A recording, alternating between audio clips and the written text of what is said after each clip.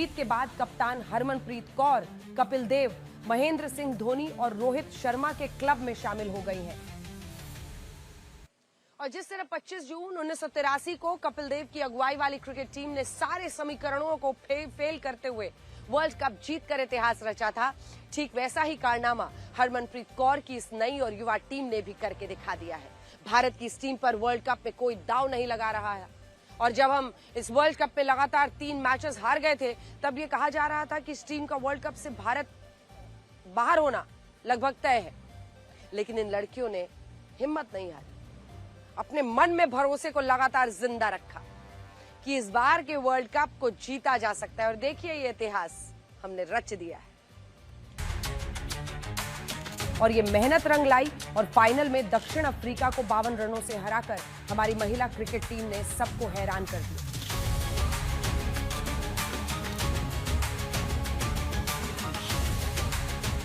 साल 2005 और 2017 में भी भारतीय टीम ने वर्ल्ड कप का फाइनल खेला था, लेकिन तब हम इस खिताब को जीतने से चूक गए थे। लेकिन इस बार ऐसी कोई गलती नहीं हुई और आपको यकीन नहीं होगा कि इस बार व्यूअरशिप के पिछले सारे रिकॉर्ड्स टूट गए हैं। आपने सही सुना, व्यूअरशिप के, यानी कितने लोगों ने मैच को देखा, इसके सारे पिछले रिकॉर्ड्स टूट गए हैं। अकेले डिजिटल प्लेटफॉर्म्स पर फाइनल मैच को 19 करोड़ से ज्यादा बार देखा गया है। साल 2017 में जब भारत और इंग्लैंड के बीच फाइनल मैच खेला गया था, तब इसे 12.5 करोड़ लोगों ने देखा था, 12.5 करोड़ बार देखा गया था। लेकिन इस बार एक नया रिकॉर्ड बन गया है और ऐसा नहीं है कि लोगों ने महिला विश्व कप के सिर्फ फाइनल मैच को ही देखा। इससे पहले शुरुआत के 13 मैचेस को भी 6 करोड़ बार देखा गया था, जो पिछली बार से 5 गुना ज्यादा है।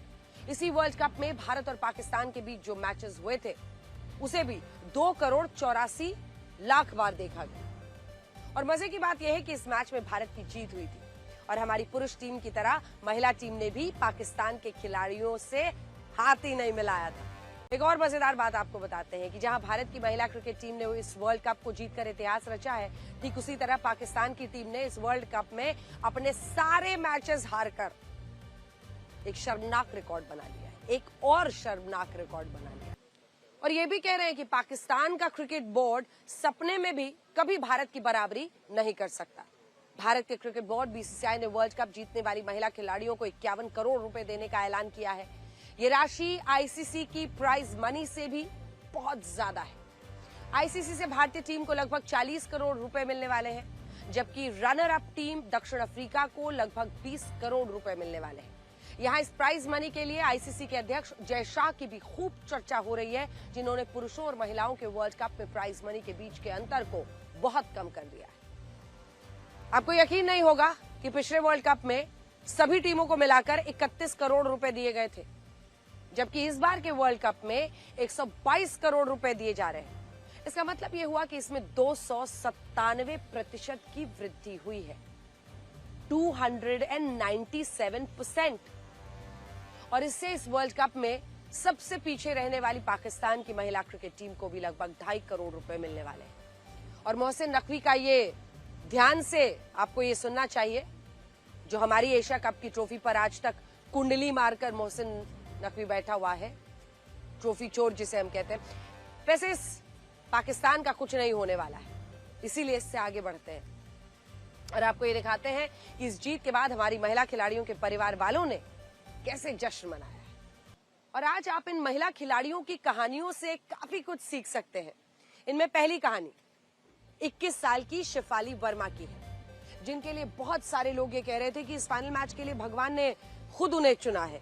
जब इस बार के वर्ल्ड कप के लिए भारतीय टीम का ऐलान हुआ, तब इसमें शेफाली वर्मा का नाम नहीं था, दूर दूर तक इस टीम का हिस्सा नहीं थी। सबसे बड़ी बात तो यह है कि इस घोषणा से 2 दिन पहले ही उनके पिता को हार्ट अटैक आया था और ये खबर वो अपने परिवार को भी बता नहीं सकती थी। लेकिन इसके बाद एक चमत्कार हुआ और प्रतीका रावल के चोटिल होने के बाद सेमीफाइनल मैच में शेफाली वर्मा को खेलने के लिए बुलाया गया और फाइनल में उन्होंने सबसे ज्यादा 87 रन बनाए और 2 विकेट्स भी लिए। इस तरह जो शेफाली वर्मा वर्ल्ड कप की टीम में चुनी भी नहीं गई थी, जिनके घर में ऐसी विपत्ति आई हुई थी, वो फाइनल में प्लेयर ऑफ द मैच रही और इसे लोग गॉड्स प्लान कह रहे हैं, यानी भगवान की रचना। हरियाणा के रोहतक की रहने वाली शेफाली वर्मा के लिए इस मुकाम तक पहुंचना कभी भी आसान नहीं था। उन्हें सबसे पहले समाज की सोच से जीतना पड़ा, जिसमें लोग उनके पिता को ये कहते थे कि अपनी बेटी को क्रिकेट खिला रहे हो, बेटी को क्रिकेट सिखाकर बहुत गलती कर रहे हो। लेकिन शेफाली वर्मा और उनके पिता ने इस बात को खुद से दूर रखा कि चार लोग उनके बारे में क्या सोचते हैं, सोचे। उन्होंने अपने खेल पर ध्यान दिया।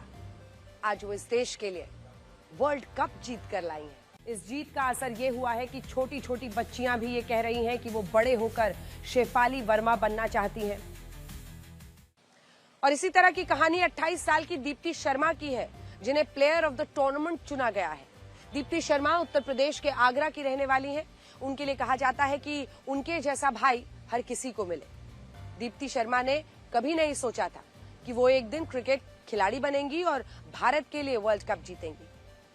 उन्होंने दूर दूर तक कभी नहीं सोचा था कि क्रिकेट में उनको ऐसा मौका मिलेगा और वो एक दिन वर्ल्ड कप खेलेंगे। लेकिन एक दिन जब उनके भाई को क्रिकेट सिखाने वाले कोच ने ये देखा कि टैलेंट है दीप्ति में और वो भारत के लिए खेल सकती है, उस दिन से उनके कोच ने उन्हें भी तैयार करना शुरू कर दिया और दीप्ति शर्मा के भाई ने भी उनकी क्रिकेटर बनने में पूरी मदद की।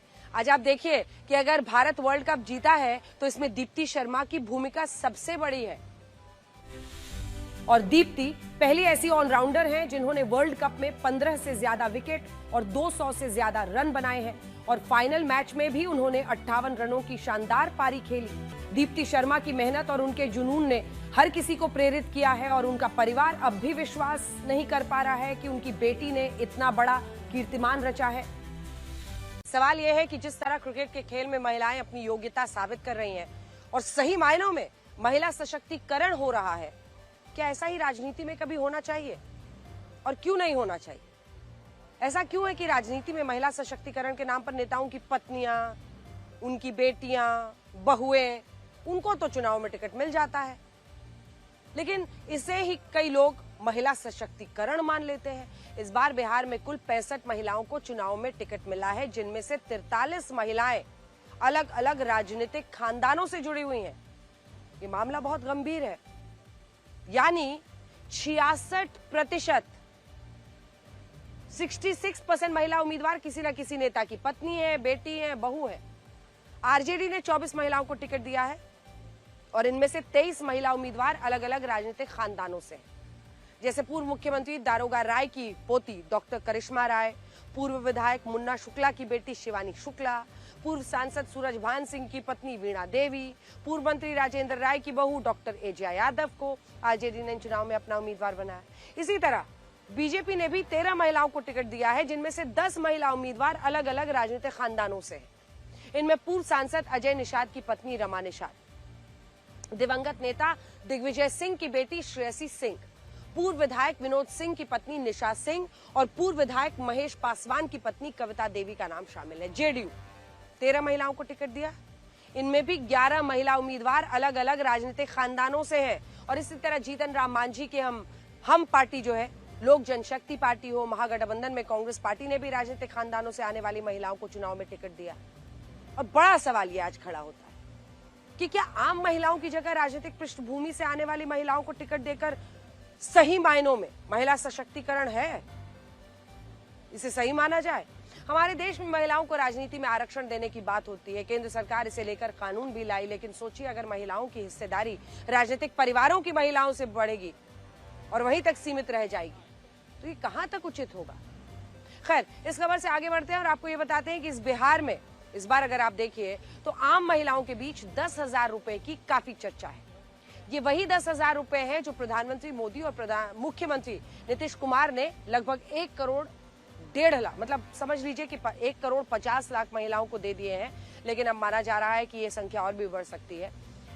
यकीन मानिए इन 10,000 का चुनाव में बहुत जोर है। महिलाएं ये बता रही हैं कि उन्होंने इन पैसों का क्या किया और कैसे वो इससे खुद को सशक्त कर रही हैं। आप इस रिपोर्ट को देखिए, क्योंकि हम अलग अलग जगहों पर गए। नतीजों वाले दिन हम आपको जरूर बताएंगे कि क्या अब की बार 10,000 से बनेगी सरकार।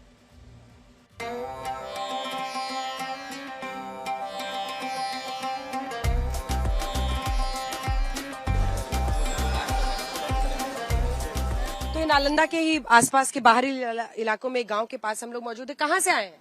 जगजीवनपुर से। जगजीवनपुर से आए हैं। ये चर्च आए हैं? हाँ, चर्च आए हैं। सिंदूर भी लगाते हैं? सिंदूर भी लगाते हैं। हम लोग के सर बोलता है कि सिंदूर करिए, माना थोड़ी है। अच्छा, आप लोग को पैसा मिला है वो 10,000 रुपए वाला है? मिला है 10,000। आपको भी? हाँ मिला। हाँ मिला है। क्या सभी को मिला है? हाँ, हम लोग को मिला है 10,000। हाँ, हाँ, हमरा भी मिला है।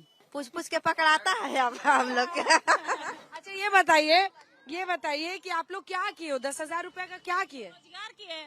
हाँ, कुरकुरा लाए हैं, बिस्किट लाए हैं, और फिर आगे भी देंगे हम लोग को सरकार। उसको बेच रहे हैं, खरीद बेच रहे हैं। हाँ, अच्छा, तो आगे भी अपना दुकान छोटा सा दुकान खोल लिए हैं। दीदी, हम लोग बकरी किने हैं। आप? हम गाय लिए हैं। आपका गाय आ गया कैसे? 10,000 में गाय कितना लोग? बाछी है, बाछी। अच्छा, बाछी ले ली है। बाछी खरीदे हैं 5,000 ने। 5,000 ने मोमबत्ती वाला सामान लाए हैं, मशीन पटना से बनाए हैं। और दीपावली ने बेचा है थोड़ा। क्या हम देंगे? मतलब हमको लाइन दिया, हमको पानी का टंकी दिया, उसी से हम पीते हैं। हमको पास पैसा नहीं कि बोरिंग करा सकते हैं, तो उसी को वोट देंगे। पैसा भी 10,000 दिया है, लाइन दिया है, हम लोग का अच्छा है, बाल बच्चा पढ़ने जाता है, तो उसी को वोट देंगे। जो सब सुविधा देगा उसी को ना वोट। जो सुविधा देगा उसी के ना देंगे। हम लोग के तो कोई चीज के सुविधा नहीं, तो सुविधा दिया उसको देंगे। तो चलिए, मामला यहाँ पे टाइट दिख रहा है। जिन जिन को मिला है 10,000 रुपया, वो तो कह रही है कि जहाँ से पैसा मिला है वहीं पर वो लोग वोट देंगे, क्योंकि उनके लिए रोजगार का साधन है। तो ये दिलचस्प था। ज्यादातर अभी तक हमें जो सफर में मिले वो बकरियां खरीद रहे थे, पर यहाँ जो महिलाएं हैं उनमें से कुछ का कहना है कैंडल मेकिंग का उन्होंने काम शुरू किया है, यानी मोमबत्ती बनाकर बेचा है। तो वहीं एक महिला है जो कह रही है कि उन्होंने एक छोटी सी दुकान खोली। अब विजुअल स्टोरीज दिखाते हैं, वो तस्वीरें दिखाते हैं जो आज सबसे ज्यादा चर्चा में रही। इनमें पहली तस्वीर तेलंगाना के रंगारेड्डी से है, जहां यात्रियों से भरी बस और गिट्टियों से भरे डंपर में भयंकर टक्कर हो गई और इस हादसे में 19 लोगों ने अपनी जान गंवा दी। ये टक्कर इतनी भयानक थी कि बस में से लोगों के शव निकालने के लिए बस को काटना पड़ा। ये डंपर गलत दिशा से आ रहा था और इसने बस को सामने से टक्कर मार दी। इस टक्कर में बस पूरी तरह डैमेज हो गई और डंपर में लदी गिट्टियां बस के अंदर यात्रियों पर जा गिरी। इन गिट्टियों में कई यात्री दब गए। इस घटना की कई डरावनी तस्वीरें आई हैं, जिसमें कमर तक और सीने तक गिट्टियों में दबे यात्री मदद के लिए पुकार रहे हैं। पुलिस और बचाव दल को लोगों को निकालने में काफी परेशानी हुई। इस टक्कर में ड्राइवर और उसकी सीट के पीछे का हिस्सा सबसे ज्यादा प्रभावित हुआ। वहां बैठे अधिकतर लोगों की मौत हो गई। वहीं राजस्थान की राजधानी जयपुर में भी एक तेज रफ्तार डंपर ने सड़क पर करीब 300 मीटर तक कोहराम मचाया। एक के बाद एक 17 गाड़ियों को टक्कर मार दी और कई पैदल चल रहे यात्रियों को रौंद डाला। इस घटना में भी 13 लोगों की मौत हो गई। इससे आपको ये भी पता चलेगा कि हमारी जो सड़कें हैं, सड़कों पर हर सेकंड कई लोग मर रहे हैं, लेकिन ये मौतें अब किसी को विचलित नहीं करती। तस्वीर देखकर ऐसा लग रहा है जैसे सड़क पर मौत दौड़ रही हो। जांच में पता चला कि डंपर को चला रहा ड्राइवर शराब के नशे में था। ये डंपर एक के बाद एक वाहनों को टक्कर मारता चला गया। इस टक्कर में कई गाड़ियां चकनाचूर हो गई। डंपर की टक्कर से सड़क पर जगह जगह लाशें बिछ गईं और ये कई वाहनों को घसीटते हुए ले गया। बाइक भी डंपर के नीचे आ गई। इस टक्कर में मरने वालों के अलावा कई लोग ऐसे भी हैं जिनकी हालत गंभीर है। उधर बिजनौर में एक निकाह की दावत के दौरान चिकन फ्राई को लेकर जमकर बवाल हो गया और हालात ऐसे बन गए कि निकाह की रस्में 3 बार रोकनी पड़ी। कल्पना कीजिए, खाना इतना जरूरी था कि निकाह की रस्में 3 बार रोकनी पड़ी। खाने को लेकर मचे इस बवाल में दोनों पक्षों में जमकर मारपीट भी हुआ। लाइव बनाओ, लाइव। बिजनौर में यह पूरा विवाद खाने को लेकर हुआ। इस निकाह में चिकन फ्राई कम परोसे जाने को लेकर विवाद शुरू हुआ, जिसके बाद ये कहासुनी हाथापाई में बदल गई। बारातियों ने शिकायत की थी कि चिकन फ्राई कम दिया जा रहा है। इस नाराजगी को दूर करने के लिए दुल्हन पक्ष के लोगों ने प्लेट भरकर खाना देना शुरू कर दिया। इस बात को कुछ बारातियों ने अपनी बेइज्जती समझा और तमीज से खाना सर्व करने के लिए कहा और ये विवाद मारपीट में बदल गया।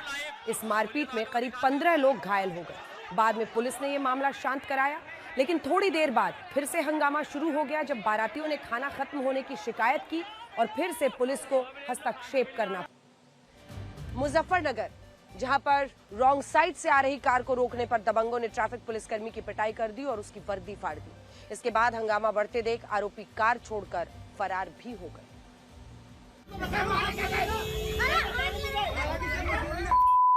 आर्टिगा कार में सवार आरोपी गलत दिशा से आ रहे थे, जिसके बाद ड्यूटी पर तैनात ट्रैफिक पुलिसकर्मी जमीन अली ने इन्हें रोका। इसके बाद कार सवार लोगों ने पुलिसकर्मी की बेरहमी से पिटाई कर दी और उसकी वर्दी भी फाड़ डाली, जिसके बाद अफरा तफरी मच गई और काफी भीड़ इकट्ठी हो गई। भीड़ को देखकर आरोपी कार को लॉक कर फरार हो गए। इस कार में एक 4 साल की बच्ची सोई हुई थी, जिसे कार का शीशा तोड़कर बाहर निकाला गया। और अब आपको वो तस्वीरें दिखाते हैं जिनमें एक ऐसी नक्सलवादी महिला ने सरेंडर किया है जिस पर 14 लाख रुपए का इनाम था। हथियार चलाने में माहिर 22 साल की ये नक्सलवादी मध्य प्रदेश, छत्तीसगढ़, महाराष्ट्र में मोस्ट वांटेड थी, लेकिन आज हथियारों के साथ सरेंडर करने थाने पहुंची। सरकार ने नक्सलियों के खिलाफ अभियान छेड़ रखा है, साथ ही उन्हें हथियार डालने और मुख्य धारा में लौटने का मौका भी दिया जा रहा है। इस कड़ी में 22 साल की सुनीता आयाम ने सरेंडर कर दिया। ये महिला हथियारों के साथ सरेंडर करने पहुंची थी। उसके पास से इंसास राइफल और 3 मैगजीन के अलावा कई हथियार मिले हैं। अभी कुछ ही हफ्ते पहले अमेरिकी राष्ट्रपति डोनाल्ड ट्रंप युद्ध रुकवाने का दावा करके नोबेल पीस प्राइज मांग रहे थे। कुछ सच्चाई देखिए, उनका कहना था कि विश्व में शांति लाने के लिए उन्होंने ऐसा किया था और इसीलिए अब उन्हें नोबेल पीस प्राइज मिलना चाहिए। वो युद्ध रुकवा रहे हैं चारों तरफ, लेकिन अफसोस ऐसा नहीं हुआ, उन्हें इस बार नोबेल पीस प्राइज नहीं मिला। अब उनका एजेंडा बदल गया है। कुछ दिन पहले जो व्यक्ति शांति का नोबेल मांग रहा था, उसने अपने परीक्षा जो रक्षा विभाग है उसको परमाणु बमों का परीक्षण करने का आदेश दे दिया है। Nuclear bombs. पिछले महीने डोनाल्ड ट्रंप ने डिपार्टमेंट ऑफ वॉर को करीब 33 साल बाद परमाणु परीक्षण करने की अनुमति दी। परमाणु बम बनाने की होड़ को खत्म करने के मकसद से 1996 में तत्कालीन राष्ट्रपति बिल क्लिंटन ने परमाणु परीक्षणों पर रोक लगा दी थी, लेकिन डोनाल्ड ट्रंप की ओर से अब परमाणु परीक्षणों को दोबारा शुरू करने का आदेश दिया गया है, जिससे अमेरिका में बवाल मचा है। अमेरिकी न्यूज चैनल सीबीएस ने डोनाल्ड ट्रंप का एक इंटरव्यू किया और उनसे पूछा कि आखिर अमेरिका को 3 दशक बाद परमाणु परीक्षण करने की जरूरत क्यों आन पड़ी। इस सवाल के जवाब में डोनाल्ड ट्रंप ने जो खुलासा किया है, उसने भारत समेत पूरी दुनिया को डरा दिया। डोनाल्ड ट्रंप ने दावा किया कि Russia, China, north Korea, Pakistan चोरी छिपे परमाणु बमों का परीक्षण कर रहे हैं और इसीलिए जरूरी हो गया है कि अमेरिका भी अपने परमाणु बमों का परीक्षण करे। डोनाल्ड ट्रंप का कहना है कि इन देशों को परमाणु परीक्षण को लेकर किसी को जवाब नहीं देना पड़ता है, इसीलिए वो बिना रुके परमाणु परीक्षण कर रहे हैं। डोनाल्ड ट्रंप ने कहा कि हमें अपने परमाणु बमों का परीक्षण करने से पहले ऐलान करना पड़ रहा है। उनसे कोई सवाल नहीं पूछता और हमसे सवाल पूछे जाते हैं। देखिए, गुप्त रूप से परमाणु परीक्षण करने वाले जिन देशों का नाम लिया गया है, उनके पास इतने परमाणु बम है कि 1-2 नहीं, पूरे 100 बार पूरी दुनिया को वो खत्म कर सकते हैं। अगर हम सभी 9 परमाणु शक्तियों के पास मौजूद परमाणु बमों की संख्या को देखें तो ये आंकड़े बहुत डराने वाले हैं।